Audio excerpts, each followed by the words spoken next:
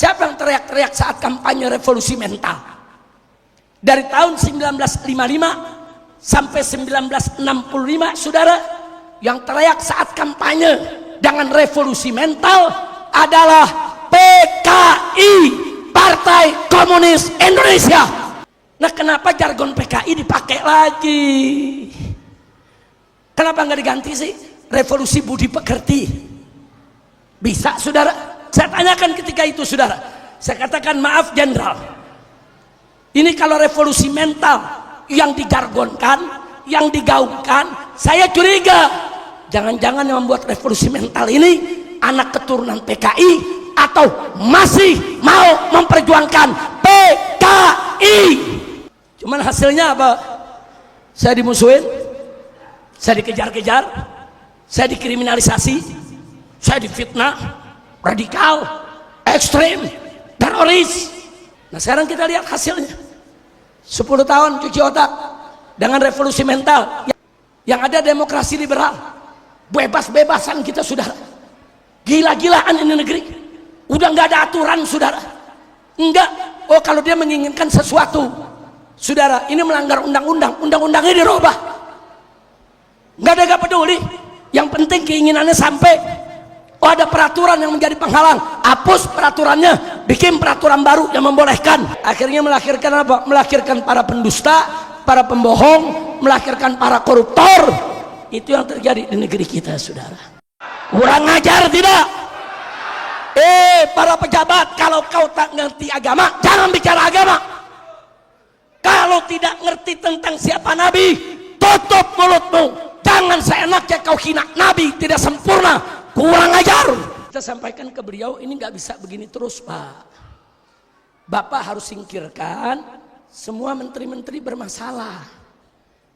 Menteri-menteri geng Solo itu bahaya, Pak. Hus.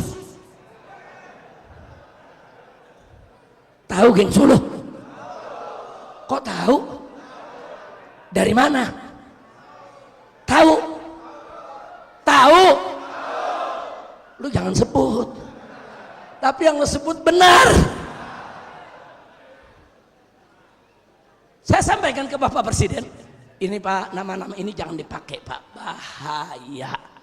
Kalau Bapak mau baik, mau benar, pakai orang-orang yang bagus, pakai orang-orang yang baik. Ini nanti akhirnya Bapak sendiri yang akan terjerembab.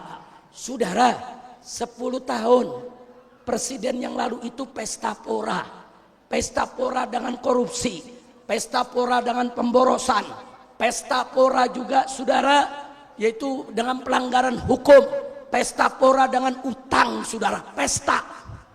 Nah, kalau yang namanya orang pesta, ada piring kotor, sendok kotor, garpu kotor, gelas kotor, habis dia pesta, dia pergi, ya presiden yang baru mesti nyuci.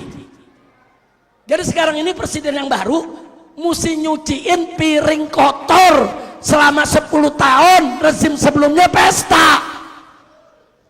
Saya tanya, betul tidak? Betul tidak?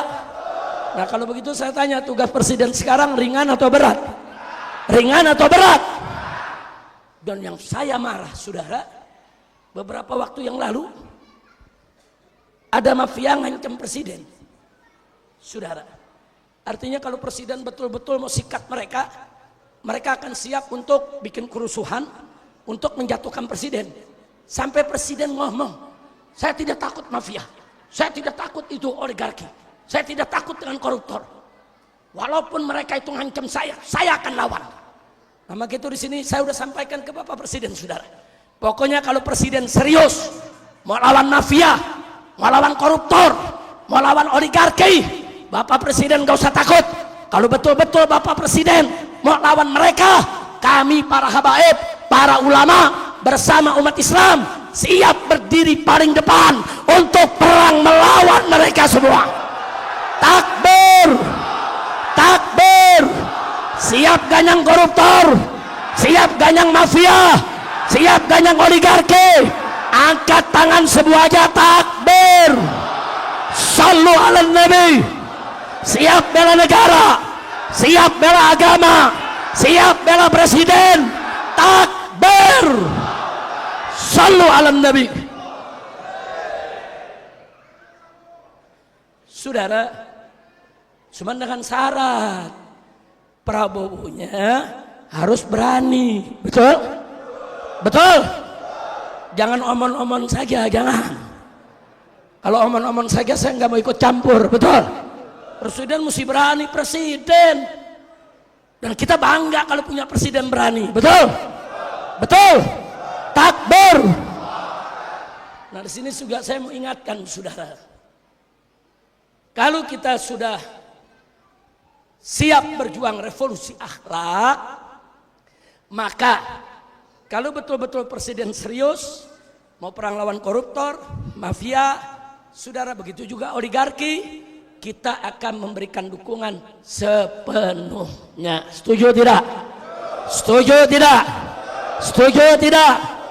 Jadi negara kita bangkrut karena, ayo jawab yang kompak, bangkrut karena Indonesia, bangkrut karena BUMN, bangkrut karena BBM naik, karena pajak tinggi, karena yakin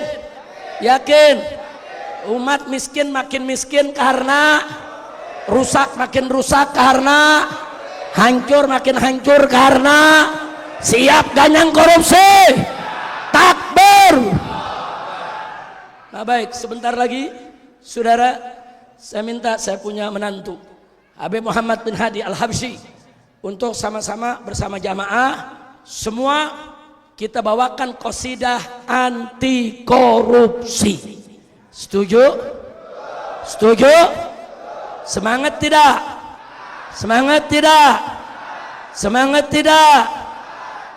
Indonesia saudara bangkrut bukan karena subsidi, bukan karena korupsi. Indonesia bangkrut bukan karena luasnya negeri, bukan karena korupsi saudara. Rumah sakit antri karena korupsi, sekolah mahal karena korupsi, pabrik banyak gulung tikar karena korupsi, orang banyak di PHK karena. Kalau begitu korupsi bahaya tidak? Bahaya tidak? Siap basmi korupsi. Takbir. Nah nanti kalau saya punya menantu membawakan syairnya qasidah anti korupsi, di bagian akhirnya ada kalimat ayo kita bangkit membasmi korupsi. Kita bacanya bareng-bareng. Setuju? Setuju? Ayo kita bangkit, ayo semua. Sekali lagi, ayo kita bangkit membasmi korupsi. Takbir. Nah nanti kalau dalam syairnya ditanya BUMN pada bangkrut karena, jawab apa?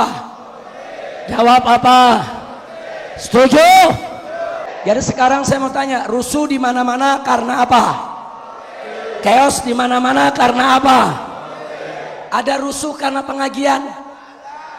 Ada rusuh karena maulid? Ada rusuh karena taklim? Katanya ada.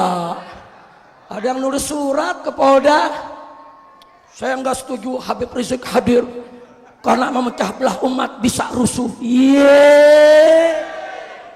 Ada gak yang begitu? Ada gak? Ada gak? Mana orangnya? Oh nggak ada di sini. Alhamdulillah. Saya mau tanya, yang namanya rusuh akibat taklim apa korupsi?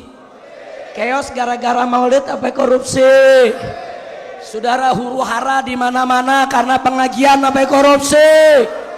Jadi yang mesti dibubarkan pengajian apa korupsi? Maulid apa korupsi? Betul? Takbir.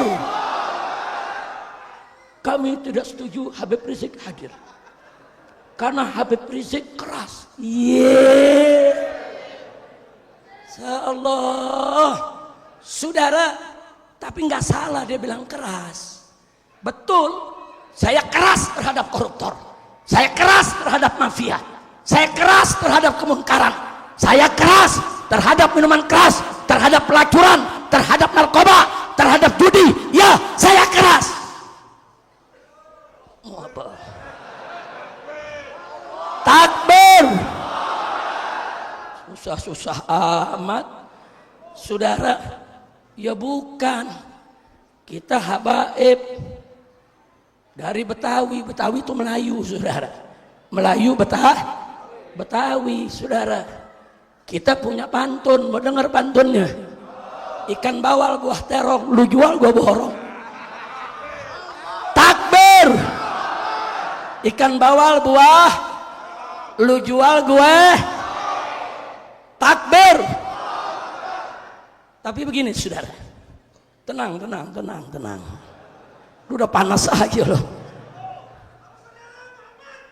Allahumma sholli alaihi. Saudara, dakwah nih. Siapa aja yang dakwah? Itu kalau kita ke dakwah ke umat, ceramah ke umat, itu sama seperti nyiram spiritus. Tahu spiritus? Masih ada gak spiritus zaman sekarang? Masih ada. Itu kalau kena kulit dingin gak? Sejuk gak?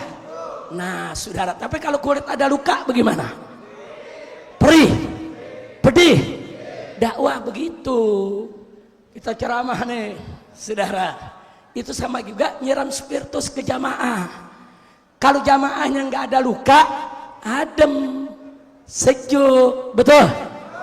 Tapi kalau ada luka, perih. Betul?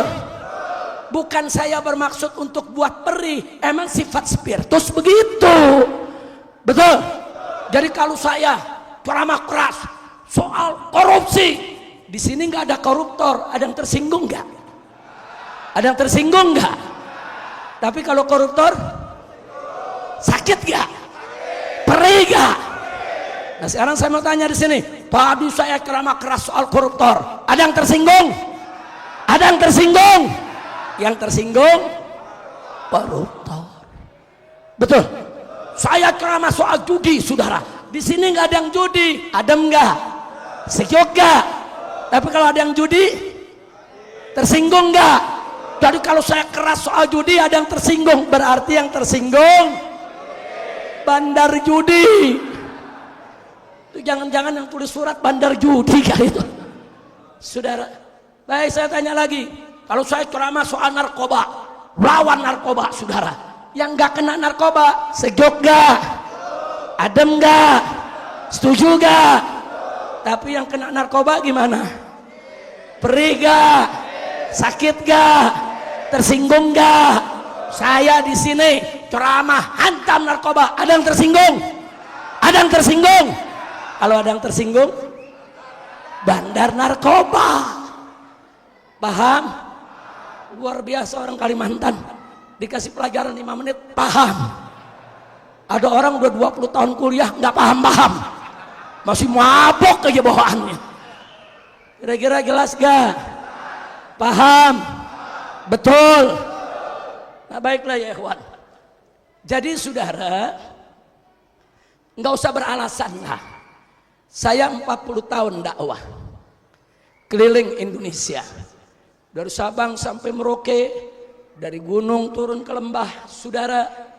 Kemudian dari pulau ke pulau, saudara. Dari panggung ke panggung, masjid ke masjid. Nggak pernah habis ceramah jamaah berkelahi, nggak ada, saudara. Nggak ada jamaah habis ceramah bunuh-bunuhan, ada nggak?